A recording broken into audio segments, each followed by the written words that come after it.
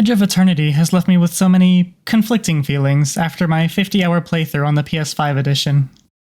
Before we get started, it's important to mention that despite how large the game is, it is an indie game that was developed by a team of just 13 developers, 4 at the time they started the project. While this is undoubtedly an impressive feat, it became apparent from the very beginning of my journey that the team is struggling under the weight of their own ambitions.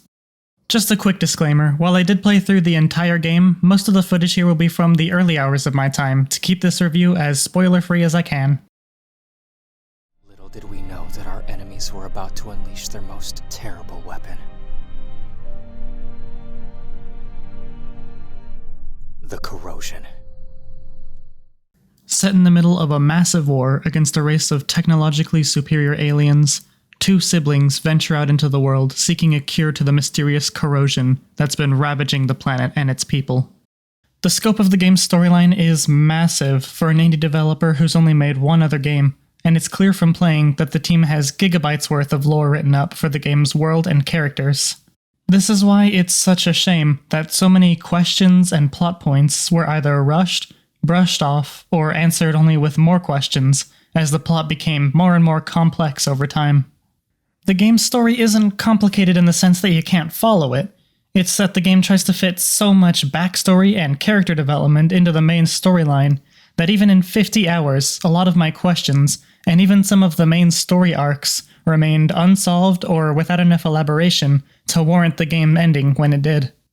Edge of Eternity is setting itself up to be the first of multiple stories in one universe, but that's very frustrating when it feels like several important story arcs were cut out to save for later. However, despite these issues and the terrible pacing of the first few chapters of the game, the developers have done well in creating a unique story that I am interested in learning more about. I'm going to destroy you! I'm going to rip that smug expression from your churlish face right now! As with every other part of the gameplay itself has its fair share of ups and downs. Presenting what it calls an active time battle system, combat in Edge of Eternity is a blend of tactical and turn-based action. Every character has an action meter that fills over time, and when that meter is filled, they get a turn to either move around on the hexagonal map, attack, or use items. Some skills are instant, and others have a charging time that, depending on the attack, could be interrupted or dodged with careful planning. The combat system is very basic in the beginning of the game without a lot of spells and party members to fight with, but once you get deeper in, the tactical combat holds up well and really makes you think when fighting tougher enemies. An added detail that enhances your combat encounters is that these battles start wherever you're standing on the overworld. If you get into a fight next to an abandoned ballista or a sprouting crystal, you can use those to get an upper hand in the battle. You can even see the objects like minerals and chests on or around the battlefield if you pick a fight next to them. The game actually turns that section of the map into a hex-based battlefield, instead of just transporting you to a basic combat arena. And on top of the strategic battle system, the developers have created several ways to customize the gameplay experience, such as letting you change the combat difficulty on a scale from 0 to 10, along with optional level synchronization if you feel under or over-leveled, all of which can be freely changed whenever you want. Now, in terms of progression aside from the usual leveling up, all of your party members can equip several pieces of armor and a type of weapon that's unique to each character, plus the gems you socket into these weapons that boost their stats and unlock combat abilities. The combat, while interesting, also feels very slow, necessitating the use of the 4x speed setting to get through all of your fights. But there's also a bug present in the game that cuts combat dialogue off mid-sentence if you're using these speed modifiers. If it weren't for the subtitles, I wouldn't have understood anything during those boss battles.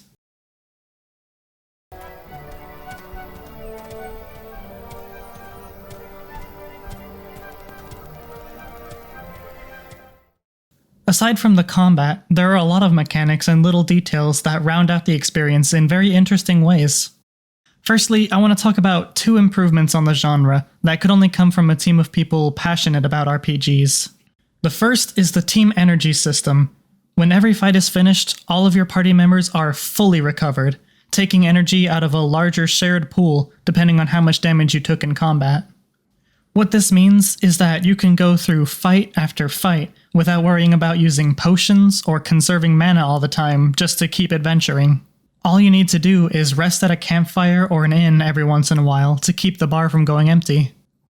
Now the second, and by far the best technical decision they could make for this kind of game, is that the dialogue pauses when you get into fights or open menus, and then it resumes where it left off afterwards.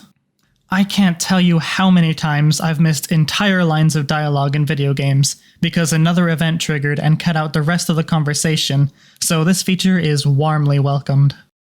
Some of the other interesting mechanics include a day-night cycle and a weather system that changes elemental strengths and weaknesses depending on the weather or environment where you're fighting. While there are many details big and small that make the game much more interesting, it's with some of the bigger and more important features that the game starts to run into trouble. 4 against 2? You're biting off a bit more than you can chew, guys. Actually, 3 against 2. I'm not done cooking, Darian. What? When I started up the game for the first time, one thing became very apparent to me very quickly, and that's the frame rate issues. While moving around in the more open areas in the map, I found myself often getting at or less than 30 frames per second. Keeping in mind that I'm running this in performance mode on a PS5, this frame rate is completely unacceptable, especially when combined with the extremely close render distance for textures, objects, and enemies. It's only in closed-off areas like caves that the game runs smoothly, and it is a massive difference. It's really a shame that the open areas are plagued with performance issues, because these are undoubtedly the most beautiful parts of the game. The environments are all unique and detailed in their own ways, each one clearly distinct both in layout and presentation, making the world really feel like a fantasy in all the best ways. The art for this game is really nice, especially from a small indie studio, but the cracks start to form when it comes to the character models and animations. Oversized two-handed swords, right? Who in their right mind would use such a stupid weapon? Out in the open world, character models look well made and fit with the rest of the game's art direction really well. Well, aside from this one. However, when it comes to cutscenes, it's a completely different story. Character movement feels very stiff, and facial expressions on most characters, including the main protagonist, often feel disjointed or extremely limited. Again, this game was made by a tiny studio, but when you put so much work into the rest of the art, these issues really do stand out. Thankfully, a lot of the voice acting here helped make up for these rough movements, especially for characters like Isaurus and the main antagonist. Does your machine also repel the corroded Isaurus? No. But it features a small compartment with candy inside. What? In terms of the characters themselves, each of the main casts has their own unique personality and quirks, often resulting in both serious and lighthearted arguments, and giving an interesting dynamic as your party grows in number. I really enjoyed the banter between the team when they're all together, which is why it was such a disservice to the game to introduce most of these characters well past the halfway point in the story. This lack of party members not only hurts the dialogue, but slows the pacing of the story down immensely for the first several chapters of the game. The last member of your party doesn't officially join you until the second to last main section of the story, not giving the character a lot of time on screen for talking or combat, and making you greatly alter your late game strategies to be able to utilize them effectively. Aside from the first permanent party member you get, this character has some of the best dialogue in the story, but they got the least amount of screen time and backstory out of everyone. I just feel that introducing some of these characters earlier on would have really enhanced the story overall.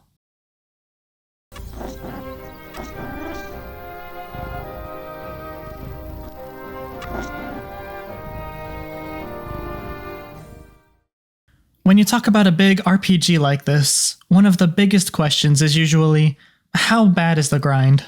Well, from my experience, there's not really much grinding necessary in terms of leveling your characters, but you won't get very far against the game's extremely difficult boss fights without doing a lot of the side quests for better equipment and crafting recipes.